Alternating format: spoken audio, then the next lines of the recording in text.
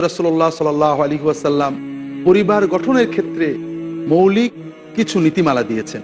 আমরা যদি কোরআনের বর্ণনা অনুযায়ী শান্তিময় তৃপ্তিময় পরিবার পেতে চাই, তাহলে এদিকে সবাইকে লক্ষ্য রাখতে হবে। পরিবার অর্থই একজন পুরুষ এবং একজন নারীর বৈবাহিক বন্ধনে আবদ্ধ হয়ে পরিবারের সূচনা করা। আর এক্ষেত্রে রাসূলুল্লাহ সাল্লাল্লাহু আলাইহি ওয়াসাল্লাম আমাদেরকে মূলনীতি দিয়েছেন। তিনি পাত্রপক্ষকে বলছেন, একজন মেয়েকে বিবাহ করার সময় বিভিন্ন বিষয় দেখা হয়। তার সম্পদ দেখা হয়, তার সৌন্দর্য দেখা হয়, তার বংশ দেখা হয়, তার ধার্মিকতাও দেখা হয়। তুমি, আল্লাহ রাসূল সাল্লাল্লাহু আলাইহি ওয়াসাল্লাম বলছেন, ধার্মিক মেয়েকে বিবাহ করার চেষ্টা করবে। এটা হলো সফলতার পর। যে মেয়ে ধার্মিক, যে মেয়ের আচরণ সুন্দর, তাকে তুমি বিবাহ করো।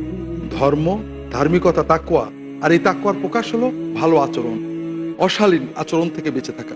এই দুটো জিনিস যেখানে পাচ্ছ, খোঁজ নিয়ে মোটামুটি জানতে পারছো, সেখানে তুমি সেই পাত্রীকে তুমি বাছাই করে নাও। অন্যান্য বিষয়ে তুমি ছাড় দিতে পারো, এক্ষেত্রে ছাড় দিও না।